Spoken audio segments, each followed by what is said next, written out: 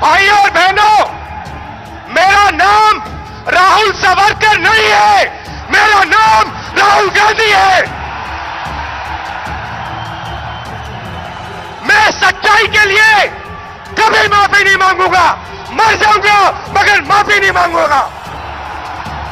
तो दोस्तों, अगर आपको भी ऐसा लगता है कि गरीबों के मोर्चे पर मोदी सरकार विफल रही है तो आप अभी इस वीडियो को लाइक कीजिए और इस लाल बटन को दबा के इस चैनल को फ्री में सब्सक्राइब करके घंटी बजाइए और कमेंट में लिखिए जय हिंद। रुख करते हैं पहले खबर की तरफ। राहुल गांधी का अमित शाह पर शायराना हमला, कहा सबको मालूम है सीमा की हकीकत। जी हां दोस्तों, कांग्रेस के पूर्व अध्यक्ष राहुल गांधी ने मौजूदा समय में देश की रक्षा नीति को वैश्विक स्वीकृति मिलने से जुड़े गृह मंत्री अमित शाह के बयान को लेकर सोमवार को उन पर शायराना अंदाज में निशाना साधा। राहुल गांधी ने लद्दाख में वास्तविक नियंत्रण रेखा पर गतिरोध का परोक्ष रूप से हवाला देते हुए ट्वीट किया, सबको मालूम है सीमा की हकीकत, लेकिन दिल के खुश रखने को शायद ये ख्याल अच्छा है। दरअसल शाह ने बिहार में वीडियो कॉन्फ्रेंस के माध्यम से रविवार को की गई सभा में कहा था कि भारत की रक्षा नीति को वैश्विक स्वीकृति मिली है। अमेरिका और इजराइल के बाद पूरी दुनिया इससे सहमत है कि यदि कोई अन्य देश अपनी सीमाओं की रक्षा करने में सक्षम है तो वह भारत है। राहुल गांधी भारत और चीन के बीच सीमा पर गतिरोध को लेकर पिछले कुछ हफ्ते में सरकार से सवाल कर चुके हैं। पिछले दिनों उन्होंने सवाल किया था कि क्या सरकार इस बात की पुष्टि कर सकती है कि चीन का कोई भी सैनिक भारतीय सीमा में दाखिल नहीं हुआ है। रुख करते हैं अगली खबर की तरफ। सोनिया गांधी की सरकार को नसीहत, ये राजनीति का वक्त नहीं, मनरेगा से करे मदद। जी हां दोस्तों, सोनिया गांधी ने दिलाई मनरेगा की याद, सरकार से कहा इस योजना का इस्तेमाल करें लोगों तक सीधे पैसे पहुंचाने की मांग। कोरोना संकट से जूझ रहे देश की स्थिति पर चिंता जाहिर करते हुए कांग्रेस की अंतरिम अध्यक्ष सोनिया गांधी ने सरकार से मांग की है कि लोगों की मदद के लिए मनरेगा स्कीम का इस्तेमाल किया जाए। सोनिया गांधी ने कहा कि यह बीजेपी बनाम कांग्रेस की बात नहीं है, लिहाजा मनरेगा जैसे ताकतवर प्रोग्राम का उपयोग कर सरकार देशवासियों की मदद करे। कांग्रेस अध्यक्ष सोनिया गांधी ने एक अंग्रेजी अखबार में लेख के जरिए ये बात कही है। उन्होंने लिखा है कि महात्मा गांधी राष्ट्रीय ग्रामीण रोजगार गारंटी योजना एक क्रांतिकारी और तर्कसंगत व्यवस्था परिवर्तन का शानदार उदाहरण है। सोनिया ने लिखा, यह क्रांतिकारी है क्योंकि इसने गरीब से गरीब व्यक्ति को सत्ता हस्तांतरित की और उन्हें भूख और अभाव से बचने में सक्षम बनाया। यह तर्कसंगत है क्योंकि यह उन लोगों के हाथों में सीधे पैसे डालता है जिन्हें इसकी सबसे ज्यादा जरूरत होती है। मनरेगा की आवश्यकता को बताते हुए सोनिया गांधी ने लिखा कि मौजूदा वक्त में जब देश कोरोना वायरस से जूझ रहा है, ऐसे में इस संकट की घड़ी में भुखमरी और बर्बादी को रोकने के लिए ये योजना बेहद अहम है। सोनिया गांधी ने सरकार से कहा कि ये संकट का समय है, राजनीति का नहीं, ये कांग्रेस बनाम बीजेपी का मुद्दा नहीं है। मनरेगा के रूप में सरकार के पास एक शक्तिशाली सिस्टम है, भारतवासियों के लिए उसका इस्तेमाल करें। गौरतलब है कि जब से कोरोना वायरस संकट पैदा हुआ है, कांग्रेस पार्टी की तरफ से लगातार मजदूरों गरीबों को सीधे पैसे देकर मदद पहुंचाने की मांग की जा रही है। कांग्रेस नेता राहुल गांधी और प्रियंका गांधी समेत पूरी पार्टी एकमत होकर सरकार से ये मांग कर रही है कि जो जरूरतमंद है उन्हें संकट की इस घड़ी में सीधे हाथ में पैसा दे। इसी कड़ी में अब सोनिया गांधी ने यूपीए सरकार के दौरान शुरू की गई मनरेगा योजना का इस्तेमाल कर गरीब मजदूर की मदद करने की मांग की है।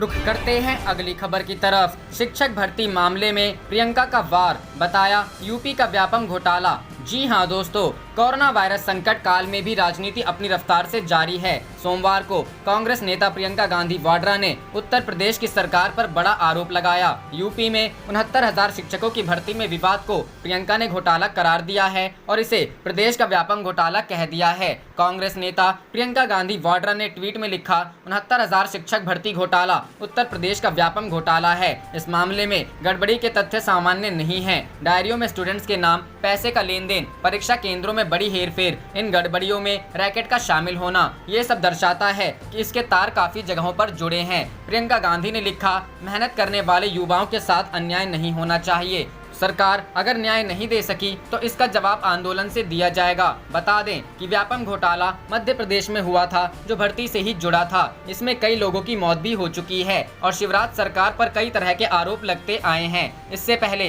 रविवार को भी कांग्रेस नेता की ओर से इसी मामले में सवाल खड़े किए गए थे। रविवार को प्रियंका ने लिखा था कि शिक्षक भर्ती में जिस तरह से गड़बड़ियों के मामले सामने आए हैं वो चौंकाने वाले हैं। ये गड़बड़ियां पूरी व्यवस्था पर ही प्रश्न चिन्ह है। गौरतलब है कि इलाहाबाद हाई हाईकोर्ट की लखनऊ बेंच ने उत्तर प्रदेश में 69,000 सहायक शिक्षकों की भर्ती पर प्रक्रिया पर अंतरिम रोक लगा दी थी। याचिकाकर्ताओं ने सहायक शिक्षकों के घोषित रिजल्ट में कुछ प्रश्नों की सत्यता पर सवाल उठाए थे। इस पर सुनवाई करते हुए कोर्ट ने भर्ती प्रक्रिया पर रोक लगा दी है। अगली सुनवाई 12 जुलाई को होगी। रुख करते हैं अगली खबर की तरफ। मध्य प्रदेश में विधायकों की खरीद फरोख्त, दिग्विजय सिंह बोले पैसा लेकर गद्दारी करने वालों को हराएगी जनता। जी हां दोस्तों, मध्य प्रदेश में 24 विधानसभा सीटों पर उपचुनाव। भाजपा ने 22 सदस्यीय कोर टीम का गठन किया। दिग्विजय सिंह ने ज्योतिरादित्य सिंधिया पर साधा निशाना। मध्य प्रदेश में उपचुनावों से पहले विधायकों के खरीद फरोख्त मामले पर पूर्व मुख्यमंत्री दिग्विजय सिंह की प्रतिक्रिया आई है। दिग्विजय सिंह ने कहा कि पैसा लेकर गद्दारी करने वालों को जनता उपचुनाव में हराएगी। दिग्विजय सिंह ने जूम ऐप के माध्यम से मीडिया से चर्चा कर रहे थे। मध्य प्रदेश में 24 विधानसभा सीटों पर होने वाले चुनाव के लिए भारतीय जनता पार्टी ने तैयारियां शुरू कर दी हैं। बीजेपी ने 22 सदस्यीय कोर टीम बना ली है जो उपचुनाव का संचालन करेगी। इसमें मुख्यमंत्री शिवराज सिंह चौहान के साथ पूर्व केंद्रीय मंत्री ज्योतिरादित्य सिंधिया शामिल हैं। दिग्विजय सिंह ने दोहराया कि भाजपा में गए 22 विधायकों में से 10 से 12 हमारे संपर्क में थे, लेकिन उनकी मांग बड़ी थी। भाजपा ने इन विधायकों को 25 से 35 करोड़ रुपए दिए हैं। दिग्विजय सिंह ने कहा कि अब कोई विधायक भाजपा में नहीं जाएगा। उपचुनाव में कांग्रेस सभी 24 सीटें जीतेगी। दिग्विजय सिंह ने ज्योतिरादित्य सिंधिया पर प्रहार करते हुए कहा कि प्रियंका गांधी सिंधिया के घर जाकर कार्यकर्ताओं से मिली। इतना सम्मान किसी नेता को नहीं मिला, लेकिन उनमें सब्र नहीं था। सिंधिया ने दुश्मन के साथ दोस्ती कर ली। मैंने भी कहा था कि मैं और कमलनाथ 73 से 74 वर्ष के हैं। अगले 20 से 25 साल आपको ही राजनीति करनी है। रुख करते हैं अगली खबर की तरफ। राज्यसभा के लिए पर्चा भरेंगे देवगौड़ा। सोनिया ने फैसले का किया स्वागत। जी हां दोस्तों, देवगौड़ा को कांग्रेस के समर्थन की अटकलें तेज। कांग्रेस ने मल्लिकार्जुन खड़गे को बनाया कैंडिडेट। पूर्व प्रधानमंत्री और जनता दल नेता HD देवगौड़ा मंगलवार को राज्यसभा चुनाव के लिए कर्नाटक से पर्चा दाखिल करेंगे। इस बारे में रविवार रात 8 बजे कांग्रेस अध्यक्ष सोनिया गांधी ने उनसे बात की और राज्यसभा उम्मीदवारी के लिए देवगौड़ा का स्वागत किया है। क्या कहा शिव कुमार ने? सोनिया गांधी के स्वागत के बाद अटकलें लगने लगी हैं कि कांग्रेस संभवत देवगौड़ा की उम्मीदवारी को समर्थन दे सकती है। बता दें, कर्नाटक में 19 जून को राज्यसभा चुनाव होने वाले हैं। कर्नाटक कांग्रेस के अध्यक्ष DK शिव कुमार ने जनता दल के नेता HD देवगौड़ा के राज्यसभा चुनाव में समर्थन की बात पर अपनी राय जाहिर की है। DK शिव कुमार ने कहा, हमने एक प्रत्याशी राज्यसभा के लिए उतारने का फैसला किया है। हमारी पार्टी के नेता तय करेंगे कि बाकी बचे हुए कांग्रेस विधायक किसे वोट देंगे। कांग्रेस से खड़गे उम्मीदवार। दरअसल कर्नाटक में राज्यसभा चुनावों को लेकर कांग्रेस ने शुक्रवार को अपने उम्मीदवार के नाम की घोषणा की थी। कांग्रेस ने कर्नाटक से दिग्गज नेता मल्लिकार्जुन खड़गे को राज्यसभा भेजने का फैसला लिया है। बता दें कि कर्नाटक में 4 राज्यसभा सीटों पर चुनाव होने हैं। संख्या बल के हिसाब से कांग्रेस की एक सीट आसानी से निकल सकती है। विधायकों की संख्या के मुताबिक भारतीय जनता पार्टी 2 सीटें जीत सकती है। रुख करते हैं अगली खबर की तरफ। अखिलेश का अमित शाह की रैली पर हमला। कहा, बीजेपी ने देशवासियों की बर्बादी की है। जी हां दोस्तों, बिहार विधानसभा चुनाव में RJD, कांग्रेस सहित तमाम अन्य राजनीतिक दल अमित शाह के जनसंवाद सभा पर निशाना साध रहे हैं। इस बीच उत्तर प्रदेश के पूर्व मुख्यमंत्री और समाजवादी पार्टी सुप्रीमो अखिलेश यादव ने भी बीजेपी पर निशाना साधा है। अखिलेश यादव ने ट्वीट कर लिखा, भाजपा बिहार में दूर से ही डिजिटल चुनावी रैली कर रही है, क्योंकि उसने देश और देशवासियों की जो बर्बादी की है उसकी वजह से वो जनता के बीच सीधे जाने के लायक बची ही नहीं है। करोड़ों लोगों की जिंदगी को रास्ते पर लाने की तैयारी के बजाय भाजपाई चुनाव की तैयारी में जुट गए। शर्मनाक। आपको बता दें कि रविवार को बीजेपी के पूर्व अध्यक्ष और वर्तमान केंद्रीय गृह मंत्री अमित शाह वर्चुअल सभा के जरिए बिहार की जनता से जनसंवाद करेंगे। बीजेपी ने इस सभा के लिए जोर शोर से तैयारियां की है। पार्टी नेताओं का दावा है कि अमित शाह की इस वर्चुअल सभा में तकरीबन 1 लाख जुड़ेंगे। अमित शाह की रैली का सीधा प्रसारण बीजेपी के आधिकारिक फेसबुक, ट्विटर हैंडल पर होगा। साथ ही इसके लिए बड़ी बड़ी LED स्क्रीन भी लगवाई गई है। बीजेपी नेता जहां इसे कोरोना काल में अमित शाह का बिहार की जनता से संवाद की बात कर रहे हैं, तो वहीं यह भी माना जा रहा है कि इस वर्चुअल सभा के जरिए अमित शाह बीजेपी के बिहार विधानसभा चुनाव का शंखनाद करेंगे।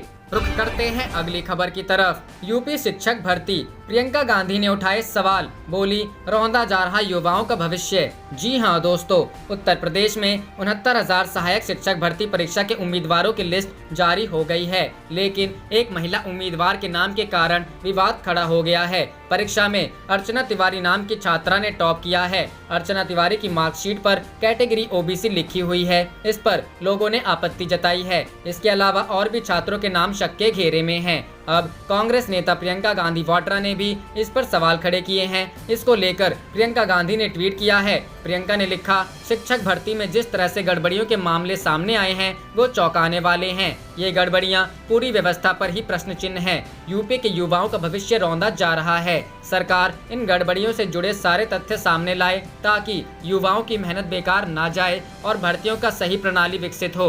अर्चना तिवारी की मार्कशीट देखें तो 10वीं 12वीं उन्होंने यूपी बोर्ड से की है, जहां 10वीं में उनके 600 में से 419 मार्क्स आए थे। वहीं कक्षा 12वीं में उन्होंने 500 में से 394 मार्क्स हासिल किए थे। उन्होंने BBSPU जौनपुर कॉलेज से अपनी ग्रेजुएशन की पढ़ाई की है। ग्रेजुएशन में उन्हें 1800 में से 1170 मार्क्स मिले हैं। इसके बाद उन्होंने इसी कॉलेज से बीएड का कोर्स किया है। रुख करते हैं अगली खबर की तरफ। सूचना आयोग ने कहा, बिना FIR बंद हुई भ्रष्टाचार की प्रारंभिक जांचों का खुलासा करे CBI।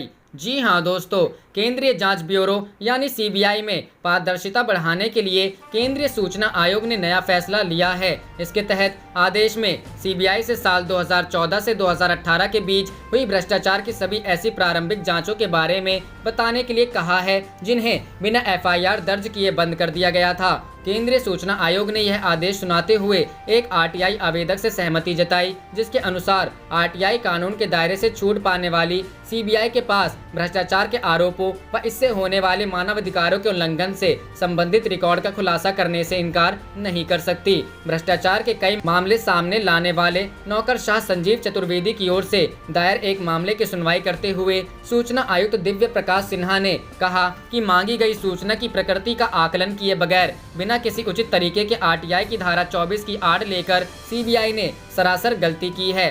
संजीव चतुर्वेदी ने अखिल भारतीय आयुर्विज्ञान संस्थान में भ्रष्टाचार की शिकायतों के आधार पर CBI की ओर से की गई जांच पड़ताल को लेकर सभी फाइल, नोटिंग, दस्तावेज, पत्रकार सत्यापित प्रतियों को मुहैया कराने की मांग की थी। सिन्हा ने दिल्ली हाईकोर्ट के एक फैसले का उदाहरण देते हुए कहा कि आयोग भ्रष्टाचार के आरोपों के संबंध में सहमत है।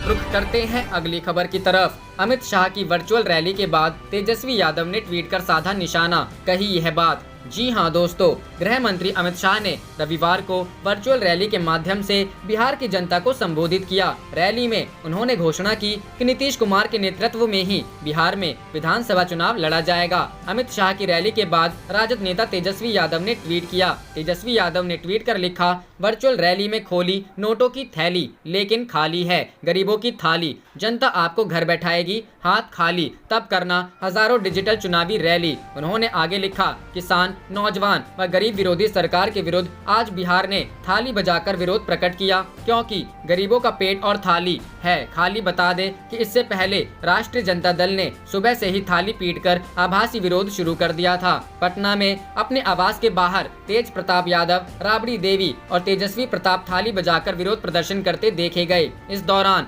RJD ने प्रवासी मजदूरों के मामले को मुख्य रूप से उठाया, जो कि विपक्ष की ओर से प्रमुख मुद्दों में से एक है। शनिवार को तेजस्वी यादव पार्टी दफ्तर पहुंचे थे और नीतीश कुमार से सवाल पूछने वाले कुछ पोस्टरों को कार्यकर्ताओं के संग मिलकर पार्टी दफ्तर की दीवारों पर चिपकाया था। तो वहीं नीतीश कुमार, जिन्होंने पिछले 75 दिनों में एक भी प्रेस कॉन्फ्रेंस नहीं, आजकल पार्टी के कार्यकर्ताओं के संग वीडियो कॉन्फ्रेंसिंग के जरिए संवाद कर रहे हैं। जाहिर है चुनाव से पहले नीतीश पार्टी के एक एक कार्यकर्ता की नब्ज टटोलना चाहेंगे। वहीं दूसरी तरफ केंद्र में बीजेपी के साथी पार्टी लोक जनशक्ति पार्टी का मानना है कि प्रवासी मजदूरों के मामले ने नीतीश कुमार की सुशासन बाबू की छवि को चोट पहुंचाई है। राज्य में 8,500 करोड़ रुपए खर्च करने के बावजूद मार्च में छात्रों को रोकना और प्रवासियों की ट्रेन यात्रा के भुगतान से इनकार करने की वजह से लोगों में उनके प्रति गुस्सा पैदा हो गया है।